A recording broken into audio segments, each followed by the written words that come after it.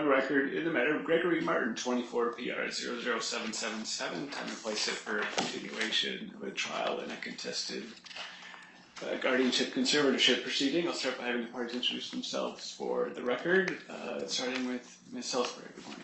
Good morning, Your Honor. Megan Salisbury on behalf of petitioner, bar number 134745. Good morning, Your Honor. Nathan Rudolph, bar number 124419, court-appointed attorney for respondent Gregory Martin Sr. Good morning. Good morning, Your Honor. Roster K. Waleed Gray Jr. on behalf of my father objecting. Good morning.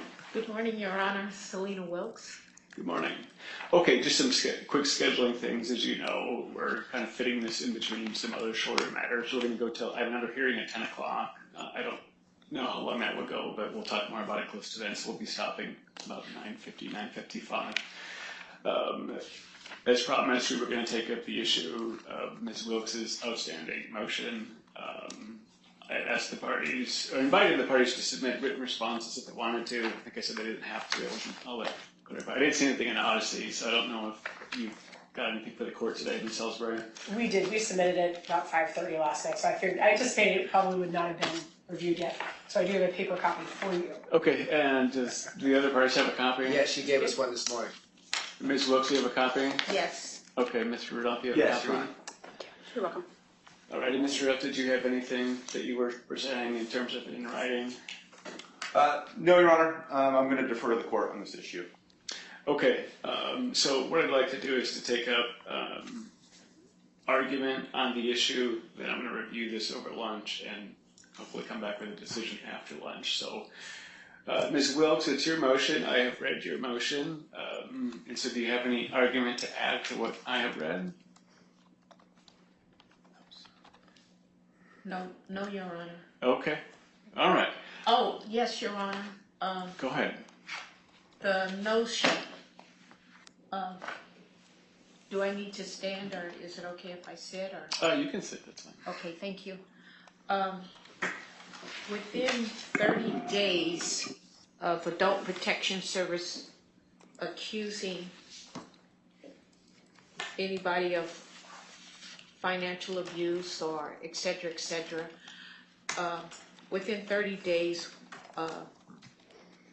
we, Mr. Earl Wisdom and myself, was supposed to have been given a NOSHA report.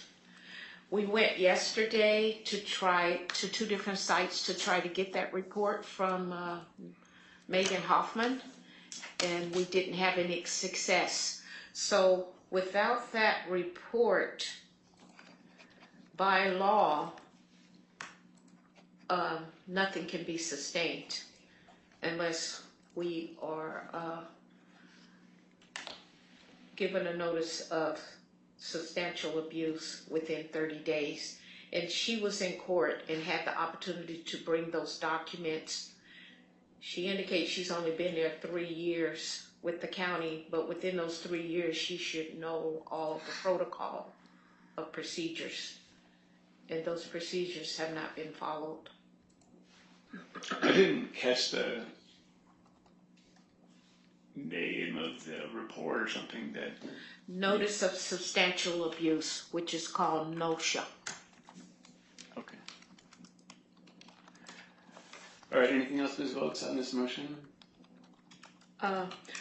One other thing I noticed yesterday, and I didn't know if I should have brought it to the attention of the court.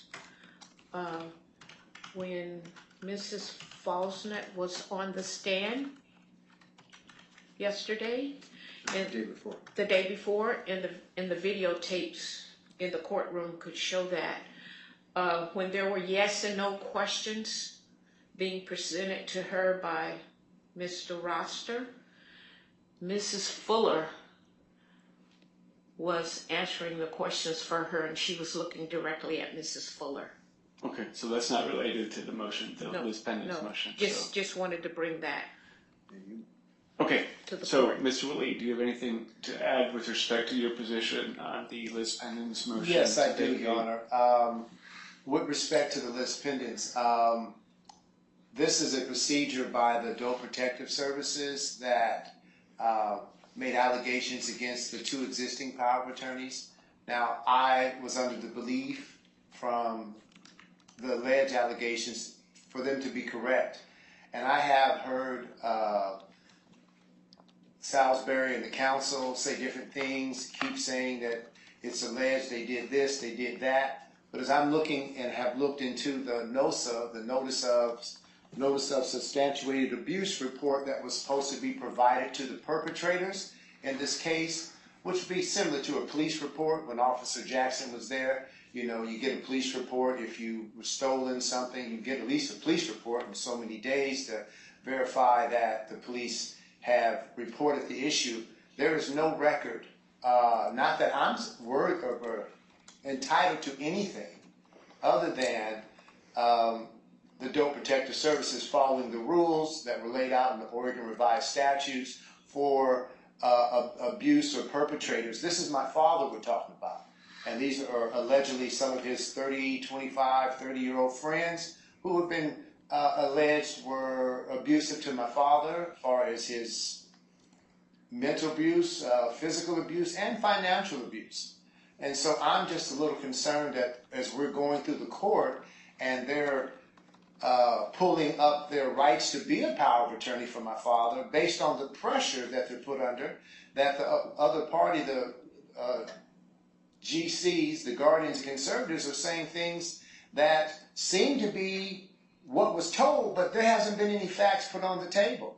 And so we have two parties who are being pushed and bullied by the council of the GCs, guardians, conservatives, that this report is active and valid, and there's nothing on the record with this court that's even stating it but alleged allegations. And so the list pendants, which was given by Honorable Judge Henry when this first started on April. And you're referring to the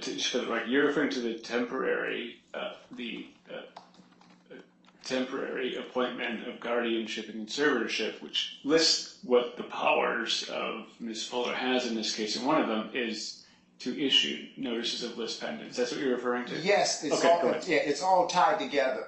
Okay, but it just seems we're in muddy waters when it comes to these allegations that are the basis of the list pendants. Now, I believe that my father's property it was within their right from the scope of where they were coming from 6 months ago, that it was valid to put a list pendants. But to put a list pendants on the property of the alleged perpetrators, and you have no report from the Dope Protective Services that this has been found to be active or to be valid, I think it's a concern to the court to continue this list pendants on third-party people who are part of or subject to these proceedings, but there's no evidence. We don't have anything, but someone keeps saying, Salisbury keeps repeating the same old jargon. Oh, they have been reported to be and as perpetrators.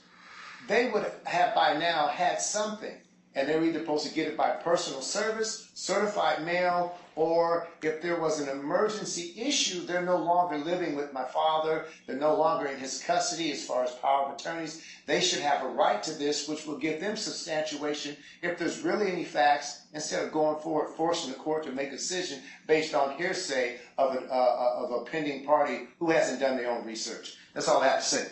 All right, thank you. Your Honor? Ma'am, you've had your opportunity, so I'm going to go around the table. Thank you, Mr. Relief, Ms. Salisbury. Good morning, Your Honor. So when we filed the emergency petition, it was certainly with information from Adult Protective Services. Without disclosing too much information, that has been turned over to the DA's office and has had a separate investigation done, and things are moving forward that direction. So it continues to be something that's existing. Objection, Your Honor. It's hearsay. Overruled. Go ahead. So as we said in our objection to the motion to vacate, the court under ORS 124 and 125, the 124 is the abuse statute, 125 is the guardianship and conservatorship statute. There is a substantial amount of power that the court has to protect the assets of a protected person, specifically from an abuser. And I believe that is what Judge Henry used when he allowed for the court to order a list pendants. Under the other statute that was mentioned, the 93.750, That was about in a civil litigation, a party without a court order putting a notice on lis pendens, and that's simply not what happened in this case. Instead, the facts were presented to the judge. In an emergency petition, we have to present facts of a serious and immediate threat, not only to the person, but also to their financial situation. The judge found that as a reason to waive notice. The judge found that as a reason to grant the emergency petition. And the judge found that as a reason to also allow for the filing of the lis pendens against the real property of the perpetrators. Additionally, the threat certainly has not subsided. In the objection, we provide you information about the case of Billick. In the case of Billick, Ms. Wilkes has been found in default. Objection. Ma'am, this is Ms. Wilkes. This is argument, okay? I didn't know, Your Honor. I'm sorry. I didn't understand what you said. You get what? I didn't know. I'm sorry. Okay. No, you're fine. That's okay.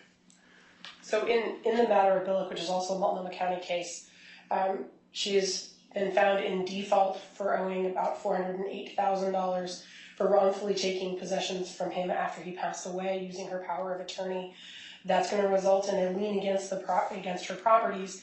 And what the petitioner, in fact, was able to do with the lis pendens was to secure a priority lien based upon the facts that we know and then what is coming down the pike as a way to make it so that our client isn't continued to be hurt by having to deal with a second lien position in order to get his own properties back to provide for his own care. What Ms. Wilkes and Mr. Wisdom did is effectively they made him homeless, as it's been testified to. They've taken all of his assets to be able to pay for his own care. It was testified to that they said, oh, there's no money to pay for him, just put him on Medicaid. So it's been, and what's happened has been Medicaid fraud that's been done. And this is a way to help mitigate the damages to the protected person at this time. Obviously, if something comes down, a lis pendens does not affect their right to receive rent from properties. It does not affect their right to reside in their properties. All it affects is their ability to sell or encumber the properties, which would result in additional damages to the protected person if we have to satisfy or deal with those encumbrances in order for him to be able to secure to have his property back. Additionally, under the abuse statute, if it is found that they have in fact abused him, they're entitled to treble damages, which takes the value of what they took from over $2 million based upon the current fair market value of the two properties taken plus the money taken out of the account. We're sitting at $2,354,000. Treble damages puts it right about $7 million. So that's why it makes sense to secure the property, since they have in fact abused and damaged the protected person, which is what precipitated any of us being involved in this case. Okay, thank you, Ms. Salisbury. Mr. Rudolph. Your Honor, I have nothing to add. Okay, thank you. All right, so the court's going to take this under advisement. I'll review the response by Ms. Salisbury over the lunch hour. I hope to be able to give you a decision on this motion after the lunch hour. That's my goal. With that, we'll go ahead and get started. Mr. Waleed, we're having Ms. Liberty start at 11 o'clock, but you are going to call another witness right now? Yes, sir. All right, go ahead.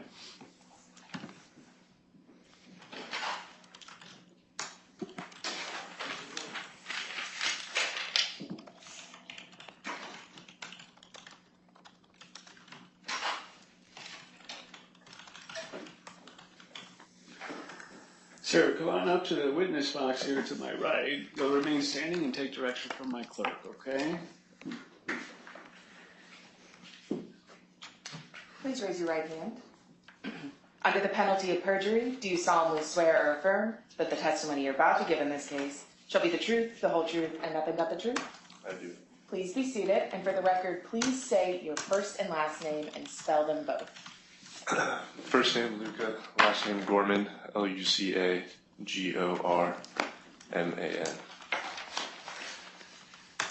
Mr. Waleed. Thank you, Luca, Mr. Gorman, for coming today. This is a protective scene about my father. Do you know why you're here today? I don't. Okay.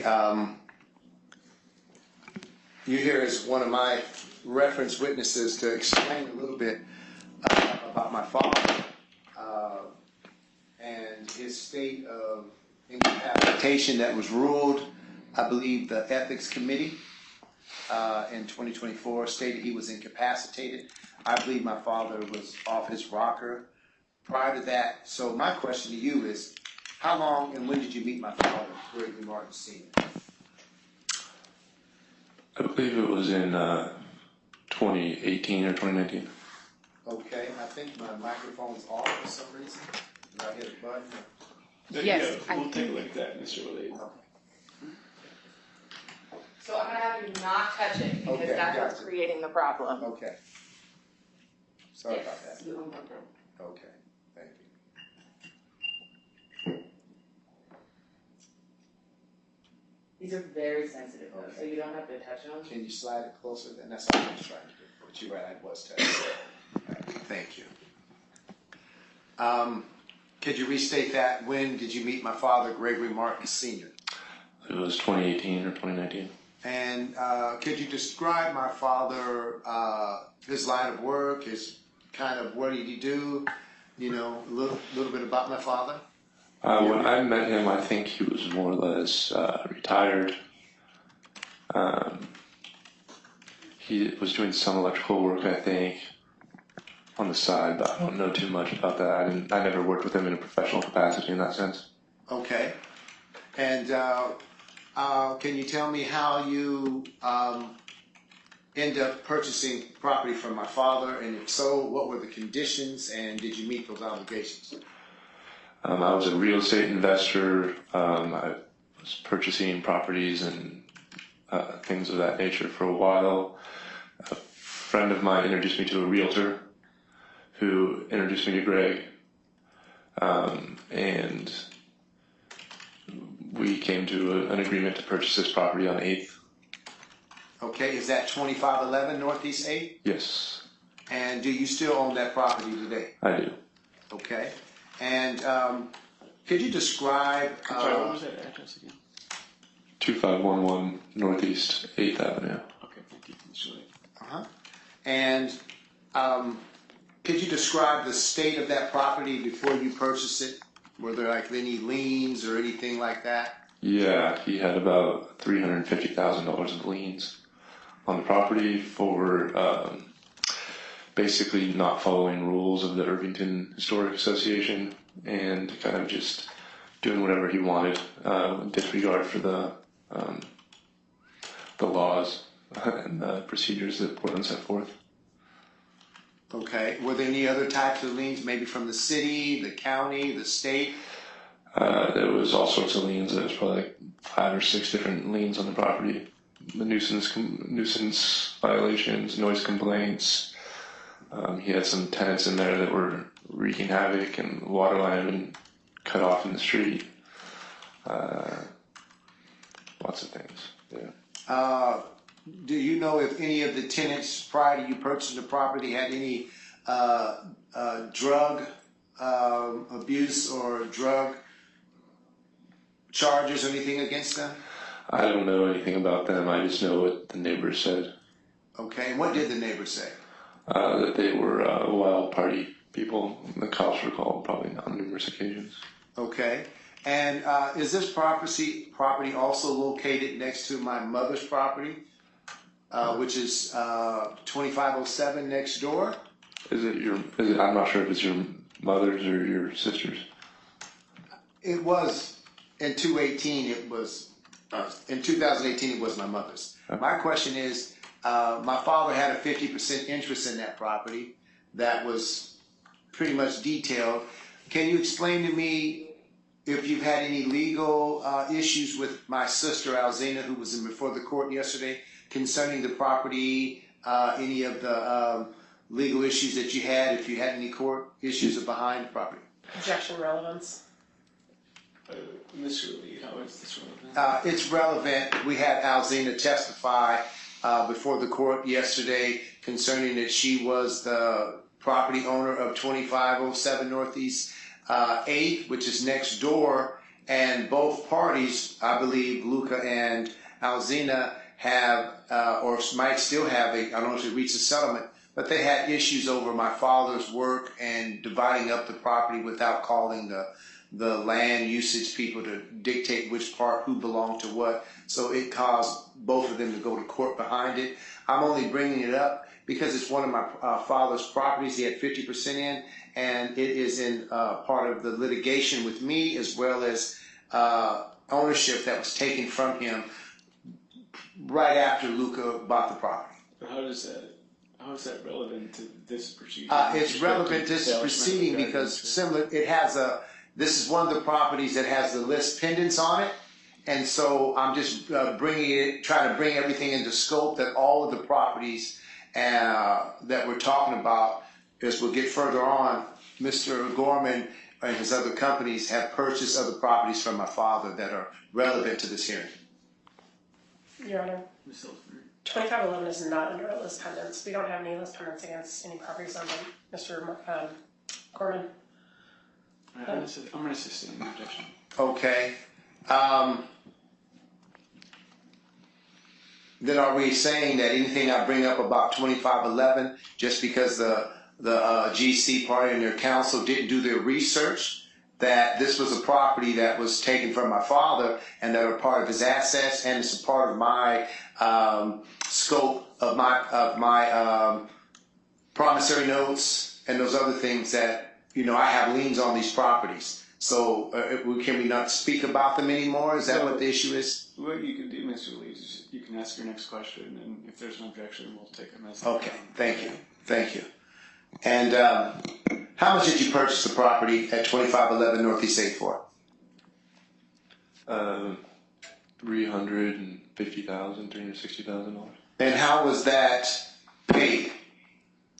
It was paid It was paid in the form of a note. I think I put 100,000 down. I don't know the exact details, but somewhere around 100,000 down, and then I paid off the remainder about a year later. Okay.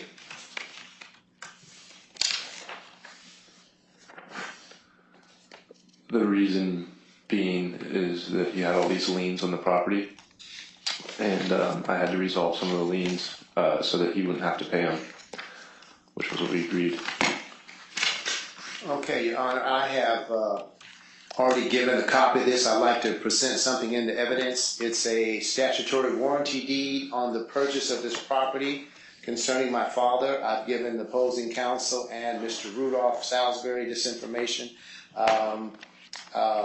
Ms. Wilkes has had this information. It's just I'd like to now, I couldn't put this into,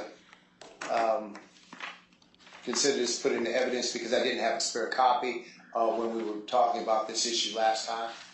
Okay, any objection to this exhibit?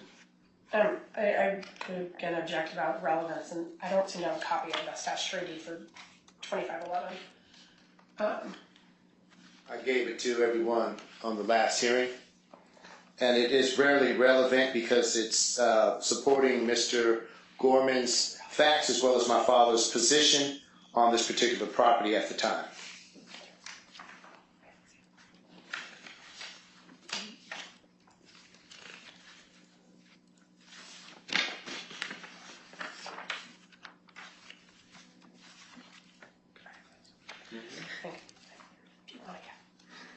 So first, I think what we're doing is just making sure that we all have the same document. Ms. Salisbury, do you have the same document that Mr. Lee is wanting to introduce?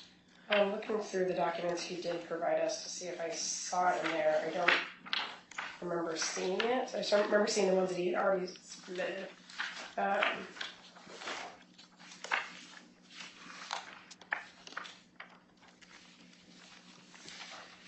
I do not see a copy in what was provided. I don't know. Well, if you could take a look at what Mr. Wilkes has there. Ms. Salisbury, can you Yeah, take a I look looked. at Yeah, same thing. Oh, you have it. Got it.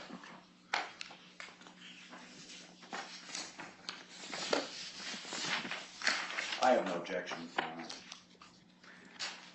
I think I said Ms. Wilkes, what Mr. Lee has. Okay, no objection from Mr. Rudolph.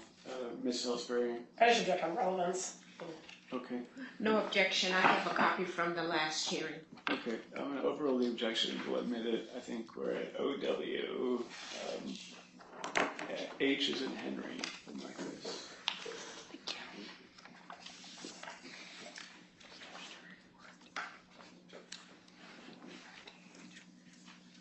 Mr. Willie, go ahead. Okay. May I give Mr. Luca, Mr. Gorman? This is what we're talking about right now.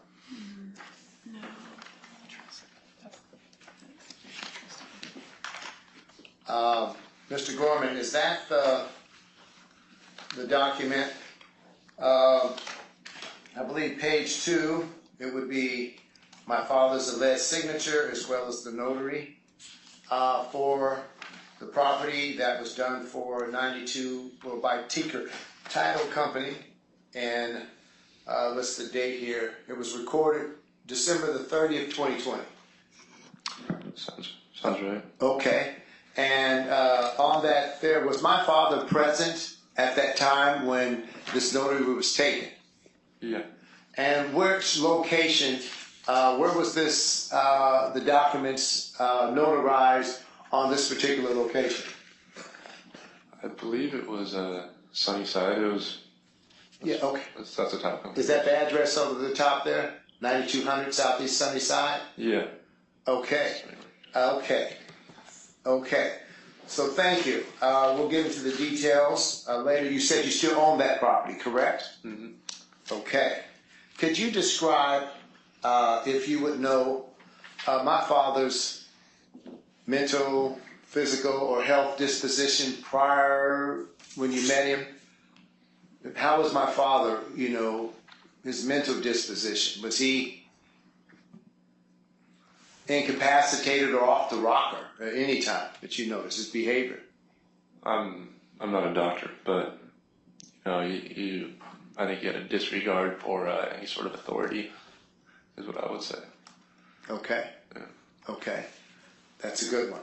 Now let's move off of there real quick so we can move forward. I'd like to talk about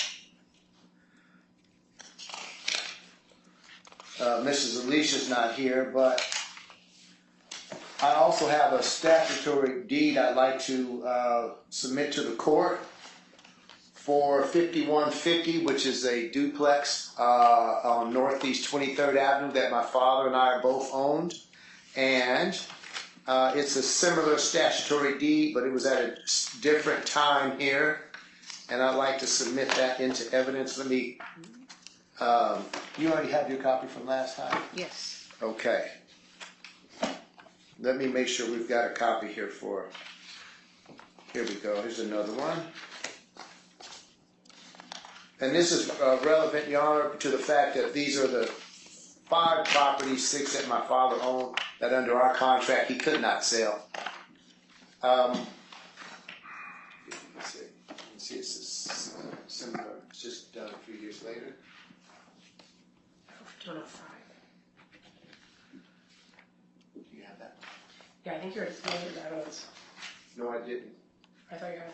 I thought it was No, G. I didn't have, I couldn't submit them because Mrs. Wilkes didn't have copies last time. I thought this was already in evidence. No, you guys got a copy, but I didn't get to put it into evidence because I didn't have a copy to give to evidence. Mrs. Wilkes needed that copy. We'll address it here if we already have it. Do you have it But already? we can. You have this one already. I remember giving them all to you, if you don't. Right, and I remember saying I had no objection. Okay, there we go. And Ms. Wilkes, you have seen this copy? Yes. 5120. My submission. Does any party have an objection to what Mr. Lee would like to introduce into evidence? No, Your We'll Honor. check and see if we already have it. But Yeah, if we could just clarify that it's not submitted as okay, G, that'd be helpful. Mr. Lee, could you bring that up to my clerk here, and we can just double check to see if we already have it. Thank you.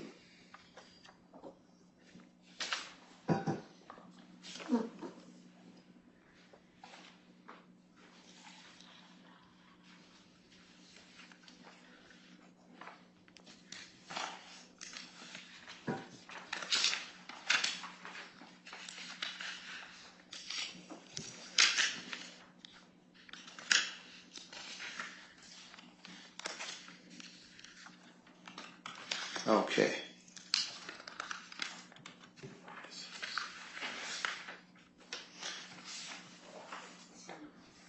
Mr. Lee, just 1 second. We're just looking through the exhibits here, okay? Okay.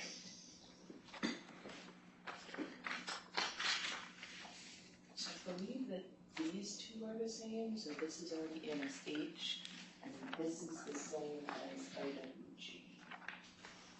So they are both already. What is the one you just handed in? He handed me two, they're different. Oh, okay, so. This one is the same as that. Can I share something that I've noticed too? Yeah, just, Okay. we're just working through this and I think we'll get there. So, Mr. Waleed, you handed my clerk, I think, two exhibits here. So I'm going to give you this one back because this is marked already and entered into evidence as OWH is in Henry. This is the statutory warranty deed with respect to the 2511 Northeast 8th property. So this is just a copy that I'm going to give you back. And then you gave us another document here. Can I share something that might be significant? This top information has all the 2511, but right here, Jasmine, it has like 5105. That's what I'm looking for. And then this one might have 2812 that I'll be Yes. bringing up. Okay. Those are both already in there. Okay, those are? Yes. Okay. So for the record then, the document that we just started discussing that you wanted to introduce was the statutory warranty deed with respect to the property 5105 and 5107 Okay. Northeast 23rd Avenue.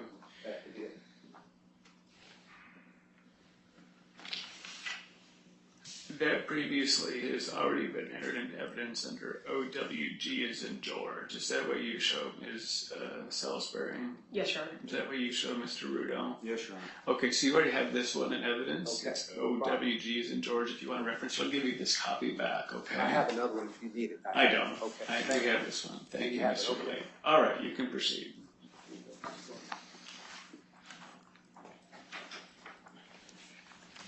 Mr. Gorman, on February 27th, 2023,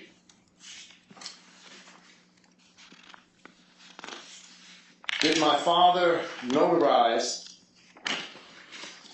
this document that you have in front of you for 5105 and 5107 Northeast 23rd Avenue, the duplex? Yeah, it was notarized by Dorothy. By Dorothy or by my father? Is that my father's signature? Yeah, she signed it. She notarized it. Was he there Yeah. at that place, Yeah. February the 27th? Yes. I'd like to call on the record here. As you know, starting at the statutory deed, it says Gregory A. Martin, not Gregory J. Martin. There is in the, is that my concern is he's signing something over initials that do not belong to him. And I'm not going to say that, is that his signature? Mr. Lee, I'm just going to You're right. just remind you that you're going to get your chance to testify Okay. to explain these things and bring it together. Okay. If you have a question for Mr. Yes, Lee, I will. that's what we're looking for. Sorry. Okay, Sorry. you're fine. So you're stating that on February the 27th, my father was at the Sunnyside place signing these documents in front of the notary? Yes. Okay.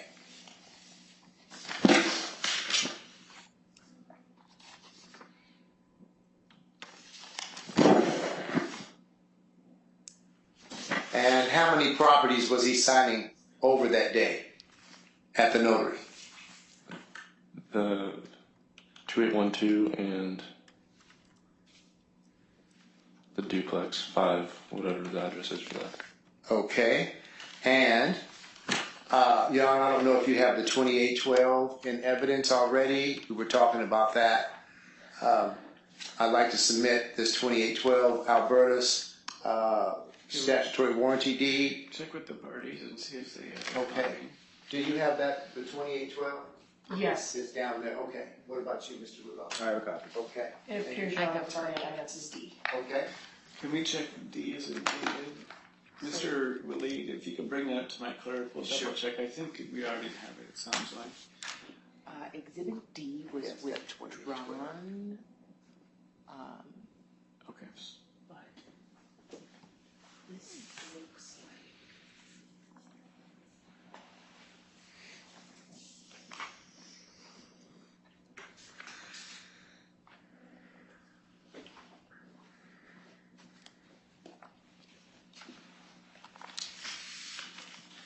It looks Like in previously. Yes.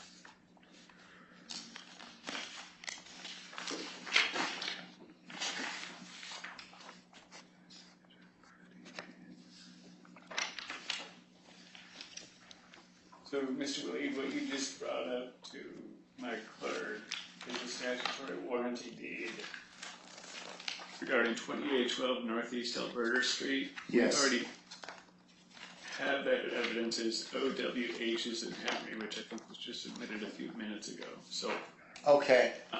again, you gave us a copy of something we already have. Sorry about that, John. I'm That's okay. You can proceed. Your Honor, can I ask for Yes. clarification? I have the notes that OWH is 2511. I have OWH is 25. I'm sorry.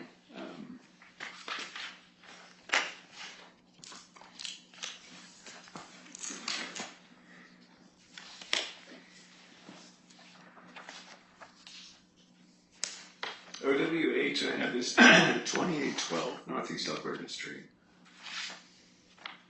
Okay. Is that what you have? Well, I had H as 2511. So 20.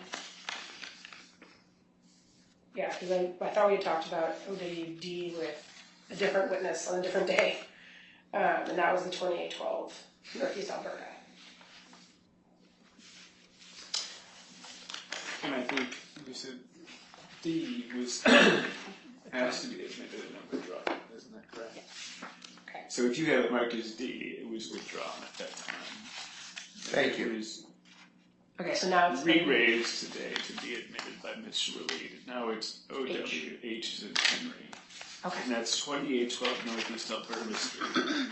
Consideration $1,200,000. Is that what you have? Yes. Yeah, that's for 2812. Okay. Mr. Rudolph, are we all on the same page here? Yes, Your Honor. All right, Mr. Willie, go ahead. So, okay, thank you. I think I left you, Mr. Gorman. I just submitted to the court into evidence the 2812 Northeast Alberta statutory warranty deed.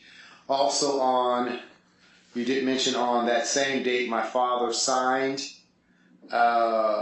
in front of a notary this particular deed for 2812 Northeast Alberta. Is that correct with your testimony? Yes. Okay. And what was can you describe the transaction on the 2812 Northeast Alberta? What do you mean? The purchase price, the condition of the building, anything like that? The purchase price was $1.2 million, I believe. The building had all sorts of liens on it. He had done he pulled permits for a large remodel in the early 2000s, and he had never completed the construction and never finalized the permits. And so he had all sorts of liens on that building because technically the building was not even permitted. Then he also had a bunch of garbage everywhere and nuisance violations and amongst other things. Okay. And on February the 27th, did you know that 2812 Northeast Alberta, there was a quitclaim deed that was being signed by allegedly my father the same day that he was signing property over to you that's already in the court's evidence that deals with the power of attorneys. Are you familiar that there was another quitclaim deed for the same property that he was signing over to you on that same day? Objection, Your Honor. It's a misstatement of fact. It's a transfer and death deed, not a quitclaim deed, under different legal circumstances. It mentions quitclaim in here, but it does say transfer on death. But So I'll sustain. okay. Did you know that there was other paperwork being done on the same day opposing what you did, basically, on the 2812 Northeast Alberta property? Did you know that? Mm. I have already had this submitted in evidence. May I let the Sure. Mr. Gorman?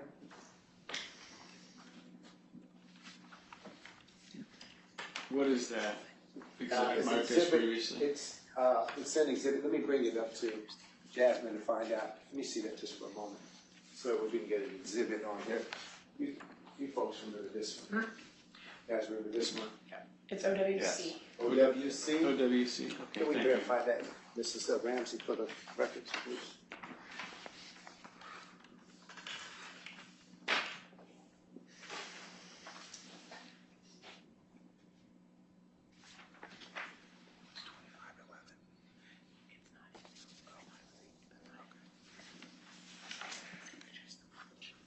Yes, this is previously marked and received as OWC.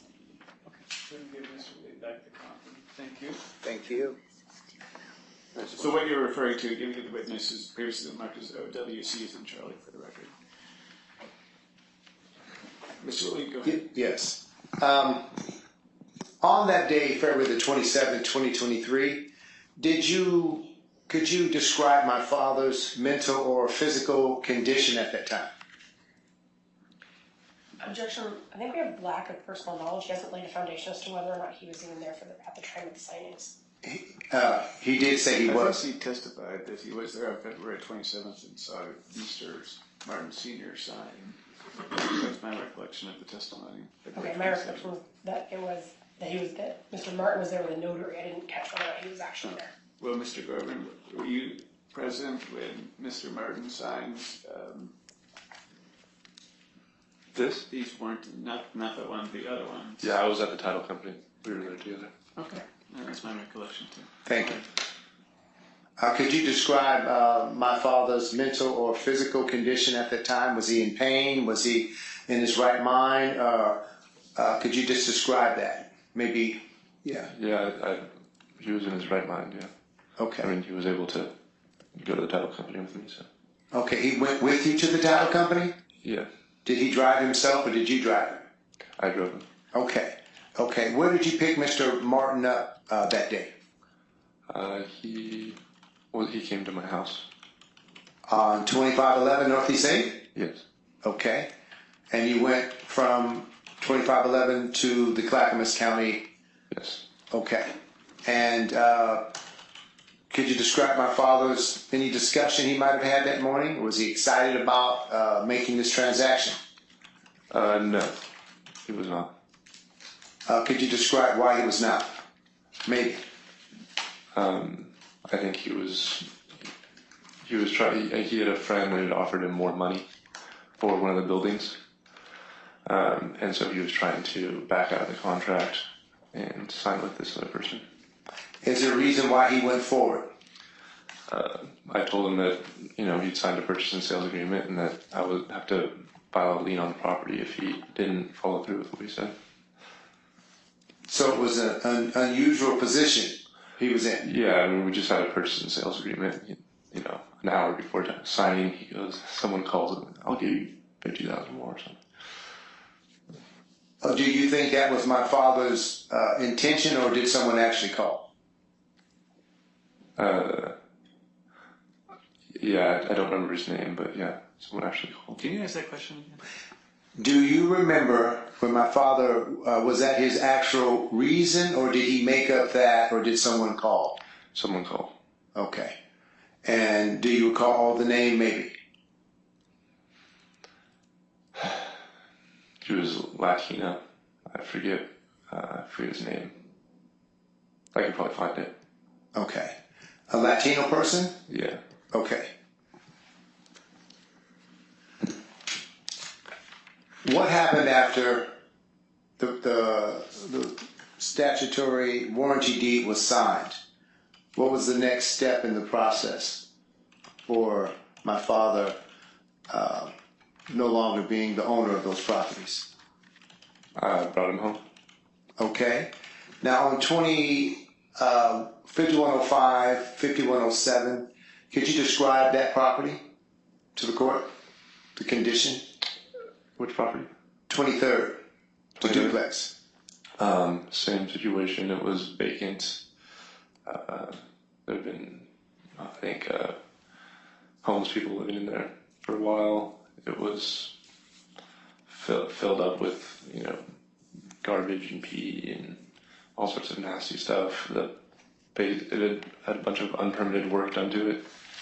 The basement had been excavated out improperly, so there was some structural concerns there. Same thing with the liens. Lots of different liens. I don't remember what kind of liens they were. Any description? Could you describe my father as what we call a slumlord? I'm not sure what slumlord means. A property owner who doesn't take care of their property. Yeah, he didn't take care of his properties. Okay. Do you recall any mental disposition with my father, going through experiences with him? How would you describe my father mentally? I think he was very obstinate, very independent. He didn't want anyone in his business. He wanted to make sure that he had control of all his assets and that people weren't meddling in his affairs. He made that very clear on numerous occasions. And working with my father, you said you never worked with him in a professional capacity, like you're a general contractor, him electrical, correct? Correct. Have you ever heard of Gregory Martin Jr., me? Yes. What did you hear about me from maybe my father? I heard that, on numerous occasions I asked your father if there's anyone that he trusts in his family to run his affairs and do his, have his, sell his properties, just because, he's getting older and stuff like that. Is there anyone? And he made it very clear that there was no one in his family that he trusted and wanted to manage his affairs. Okay. Do you know any of my father's daughters, as far as Dawn Bretthauer or Yes. Alzina? Yes, both. What do you know about Dawn? Was Dawn involved in any of the transactions, maybe receiving payments for any of the properties? No, she was not. The first time I met Dawn was after I purchased the first property. I believe Greg had a heart something that put him in the hospital, and she took him out of the hospital, took him to her house, and kind of nursed him and took care of him for a while. At that time, she also found out that he'd sold eighth, and so she wanted to talk to me and say, we looked through the documents together. She wanted to make sure that he hadn't been taken advantage of and that everything was good. And that was kind of how we met. Did you do any construction work for Dawn at her property? After that, she asked if I wanted to remodel her basement, which I did. Okay. And how were you paid for that remodel? In checks. Were there checks from any of my father's accounts? No, I don't. They were from that. They were from that. Yeah. They were from who? From either Chris, I think his name was Christopher, or Dawn. Okay. So you met Christopher, her husband. Mm-hmm. Could you describe Christopher to the court? I don't know much about him. Okay. What would you like me to describe? Maybe occupation. Was he a part of? Huh? He seemed like he was a stay-at-home father. Okay. Back to the 28th property. Are you still the owner of that property? Yes. And what kind of financing you do for the property? Owner finance. So you have payments to make to my father. Yes. Have you been making them payments since you were obligated to? Yes. This court has two of those payments that were given to the guardianship for, I believe, that were made out from you. Who were you giving payments to, and for how many payments did you make on that note for $1 million? I think 4 or 5 at this point. It was an interesting situation for me. Me and Greg had an agreement. He had the building full of his stuff, and I think he may have been a hoarder, Greg, and he really didn't want to get rid of his stuff. I said, well, I've got to do all this stuff to get the liens resolved on this property and this stuff, and So if you want to leave your stuff in there, that's okay, but I can't pay you rent as long as you have your stuff stored in the property, because it was really full to the max. I mean, there was a little path through this building. So after the contract expired, the building was cleaned up, and I started making payments. It was a little bit weird for me because power of attorney, there was some power of attorney issue. People that I had never met took power of attorney over Greg. They never showed me any documentation, and it felt odd, so I didn't know what to do, but I started sending them payments, and then at a certain point I started sending them to Beach, because I wasn't sure what the correct course of action was, because the contract said I was supposed to send them to Beach, 616 North Beach Street, and so it was just, and then I recently got another letter saying that I should send it to some other attorneys, so I don't know, and it's been hard to get answers, hard to know what to do, hard to, all this stuff. Okay, and the items that were in the 2812, could you call those, were those building materials, were those machines? What was the items that were still in the building that kept you from paying your rent? It was full of used engines, lots of scrap metal. I mean, really, it was 95% garbage. Old tools, 10, 15 years old. Just random assortment of things. Okay, do you recall any building materials there? There was some scrap wood. There was some electrical wire. Yeah. What about automobiles or cars, vehicles? Yes, they're still in there. 2 MGBs. His Jaguars? No, MGBs. Oh, the little midgets. Yeah. Okay. I'm sorry, I don't know what an MGB is. It's just a British coupe, 1970, 1980. Small car. Okay, all right. 2-seater. Okay. Yeah. Okay. Did you have any problems with the city of Portland regarding any nuisance issues around the property at 2812 Northeast Alberta? Yeah. And can you explain those? There was a homeless person that had been living on site that was constantly bringing garbage up onto the property, and I worked with the police department and the city to remove him. And there was also he was storing a bunch of vehicles on the exterior that weren't allowed to be there, so those all had to be. Okay. Do you know Jimmy Lawrence, one of my father's electrical workers? No. What about Fred Green? No.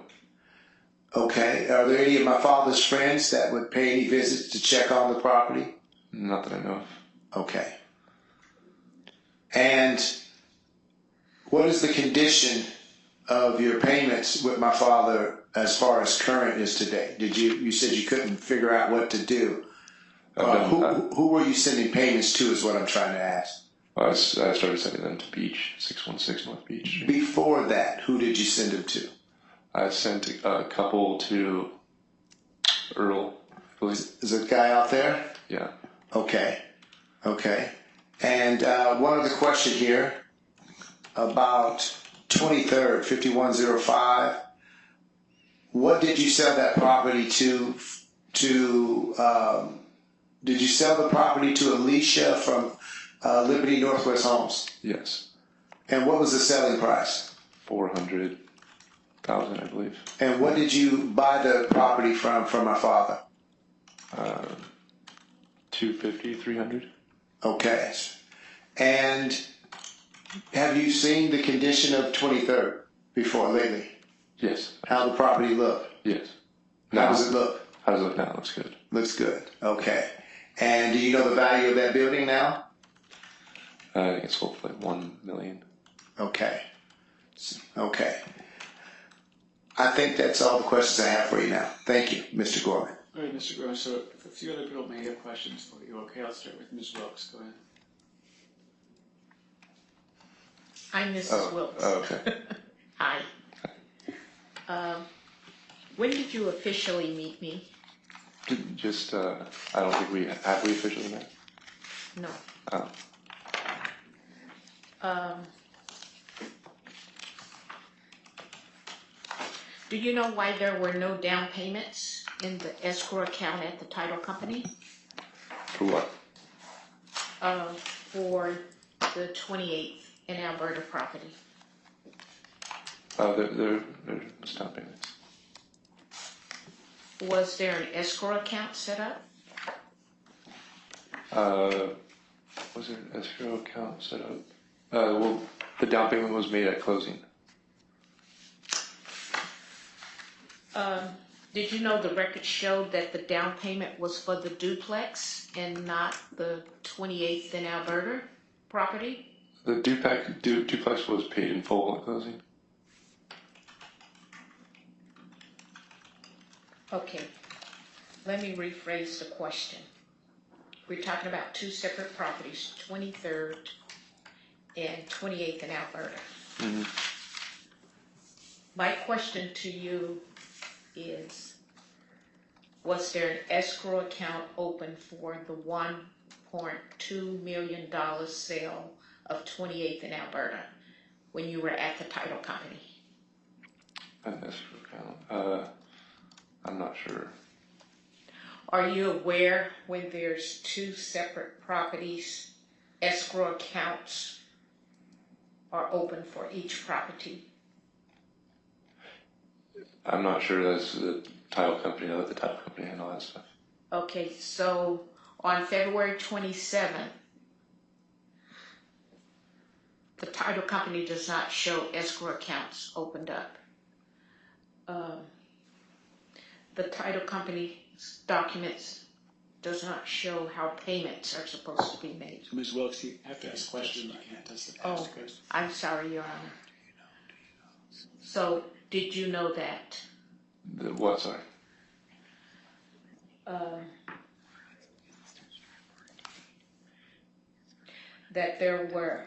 Did you know that there were no escrow accounts open on 28th in Alberta? No. Did you know that there were no language stipulating amounts of payments, monthly payments, who they were supposed to be made to, where they were supposed to be made? There was a promissory note.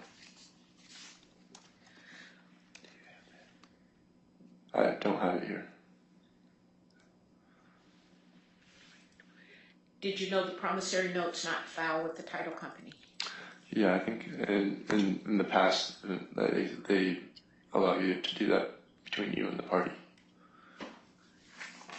I don't think they generally record the promissory note. Was there a Hispanic man?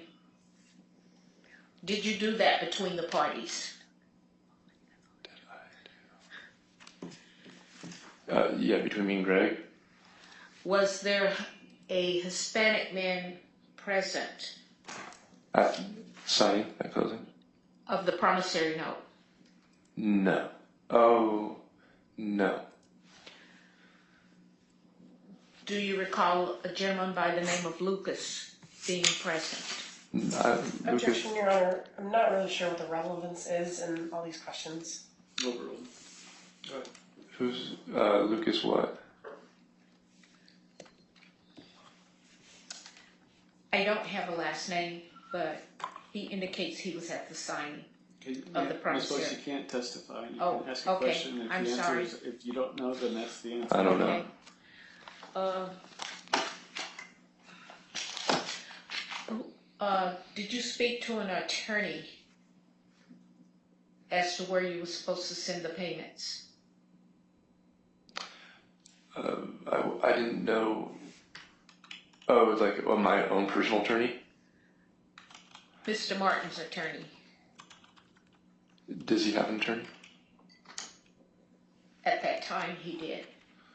Oh, I don't know. Kelly Dahl. I was given very little information. Oh. Did Kelly Dahl instruct you to send payments to Earl Wisdom? Kelly Dahl. Did I talk to Kelly Dahl? Yes. The name doesn't sound familiar. At one point I did call someone based off of some documentation that I was given. I saw, oh, there's an attorney listed on here, and so I called them to see what I should do. And he said I could send the payments either to him or to Earl. And I opted to just send it according to the promissory note, which listed 616 North Beach as the place where I should send the payments. Were you aware that that property was vacant? Greg had been living in and out of that property. I don't know. Were you aware that Mr. Martin's business address was 28th in Alberta? No. It wasn't after I bought it. I know that. Was there mail still coming to 28th in Alberta? There's mails going to a lot of different things. Are you aware that Mr. Martin's contractor license and any license with the state gives the address of 28th in Alberta? No, it wasn't. Are you aware that Mr. Martin was not a resident of 616 Northeast Beach? No, it wasn't. That's what he had listed as primary residence, I believe. When did you start making monthly payments on $1.2 million, and how much? I think it was 4 or 5 months ago. It was like 2,200 and something. I think. I don't have it off the top of my head. Did the promissory note indicate the payments were supposed to be made 30 days after the signing? I don't know. I have to look at the promissory note. Do you have it? Sir, you just answered the question. Oh, sorry. You're fine. She'll ask the question. Do you just answer? Okay. Have you purchased real estate before? Yes. And the real estate that you purchase, would you have went 12 months without making payments? Well, it was. We had a lease agreement. We had a lease agreement on there. I discussed this with Greg beforehand, and this is what he wanted. I gave him multiple options. Was that in writing or verbal? The lease agreement's in writing, but we discussed it. I gave him many options. I said, would you like a cash purchase? Would you like to do it like this? Would you like to do it like that? Greg approached me with the purchase of his properties, not vice versa. Are you aware that why Mr. Martin sold the properties in such a... Well, I had expressed interest in the past in purchasing property that his properties on Alberta in that neighborhood, but he called me up one day and said, "Hey, I'm ready to sell." And I said, "Okay, this is what I'm willing to pay for it," and he agreed to it. Alberta Arts neighborhood, is that a high demand for real estate? Yeah, I would say it's a high demand. Yeah, that's why I wanted to buy it. If you had a property for sale Mm-hmm. in Alberta Arts neighborhood, Mm-hmm. how quickly, if you put a sign out or had a realtor, do you think that property would stay on the market? I mean, I had that property. I actually listed that property on Alberta temporarily for like 1.25, and it was on market for like maybe 1.3, and it was on market for a while, and not a single person wanted to look at it. Where? Probably on LoopNet. Yeah. Did you ever use Craigslist? No, I didn't. Maybe the realtor did. I wasn't the listing agent. On which property? The Alberta property, the 2812. it's I can go into the details of the transaction if you like, but it's I bought the buildings, it was like kind of a package deal, and I overpaid for Alberta because originally I think our original purchase agreement was $350 for the duplex, and then so it was I forget what it was, but it was less for the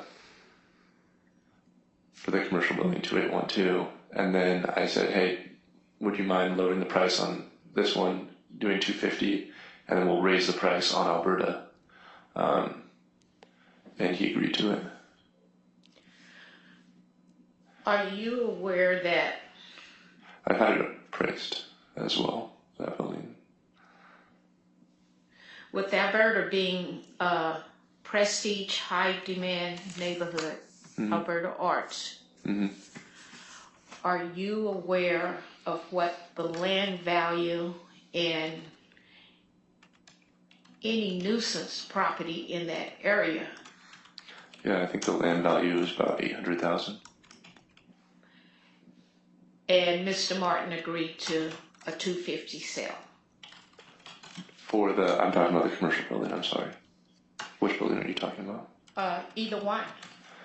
No, the other one, I think $350 would have been a good purchase price. I mean, it needed $500,000 of work. Are you aware that for that area, that was extremely below market value? I wouldn't say based on the condition of the house, it was extremely below market value. I have photos of it. Did Mr. Martin ever indicate to you that he was financially broke? I don't think he ever said he was broke. I think he said he needs money. Did he ever indicate why?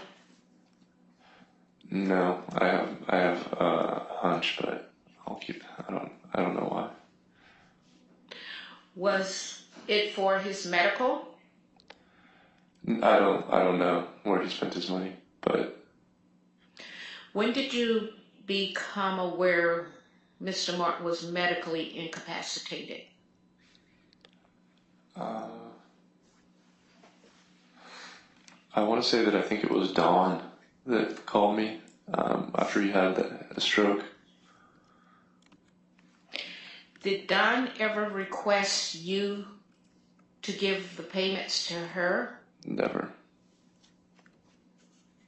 Did Don ever approach you with the power of attorney? Never. Did you ever have any conversations with Don in relations to the 23rd property in the north, in Northeast 28th? Never. I mean, that's not true. We did discuss it, but one time, only with Greg around. We never discussed it in between us. Greg was always there. She was always there. She was only there to kind of go over it with Greg. Were you aware that the daughter Alzina indicated that she oversaw the property? She what? She was over the property. What do you mean? As far as the second person in charge for discussions, etc., etc. No, I wasn't aware of Alzina being involved in any way. So Don was involved at that time. I wouldn't say Don was involved either,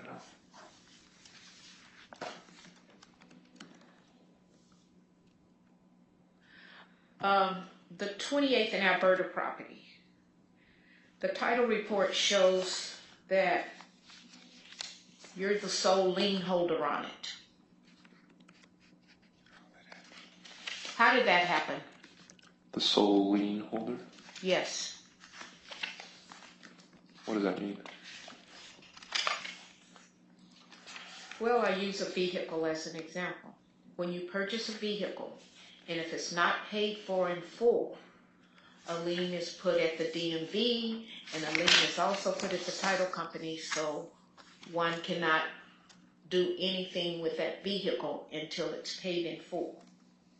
Okay, so you're saying that the title company has me as the outright owner of it? Yes. I was unaware of that. Well, you indicated earlier, in earlier testimony, that you had made an attempt to sell it, and you found out it was less than what you purchased. Yeah. No, it was for more than what I purchased. Okay, but wouldn't you have had to go through Mr. Martin? He would have had a lien on the property that would have been paid out at closing. The title reports don't indicate. They have you as the sole owner, like Mr. Martin was paid $1.2 million in full. I don't believe that's accurate, but I don't know. If it was, it would have been a mistake of the title company. I don't know. Did you pay Mr. Martin in full, $1.2 million? No, we have a promissory note, like I said.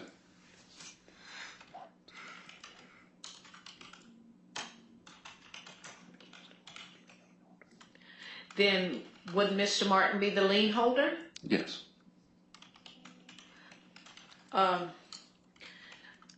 Do you always go to Tyco Title for Yeah, I work with Dottie Schmaltz often. on all of your properties you purchase? No, not all, but I think she does a good job. I like her. Okay.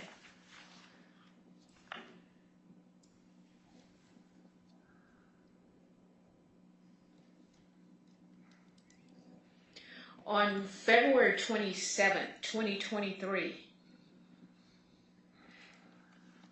what happened after you left the title company with Mr. Martin? I took him to his house. Where? He was, I think he was at 616 North Beach. Or in that neighborhood. Are you aware that 616 North Beach was inhabitable? In my opinion, it wasn't.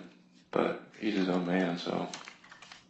You testified earlier that Mr. Martin arrived at your house on 8th.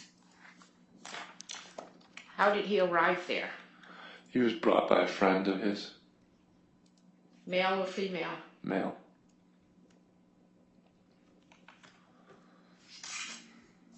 Are you aware that Mr. Martin has not lived in Beach? He would stay with his girlfriend sometimes. I'm aware of that. Are you aware where that is, the girlfriend? Yeah, it's down the street. 3 blocks. So did you drop him off there that day? I honestly don't remember. But it would have been one of those 2 places.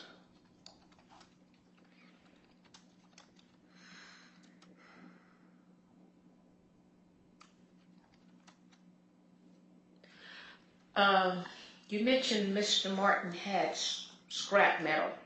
Mm-hmm. Could you describe the scrap metal?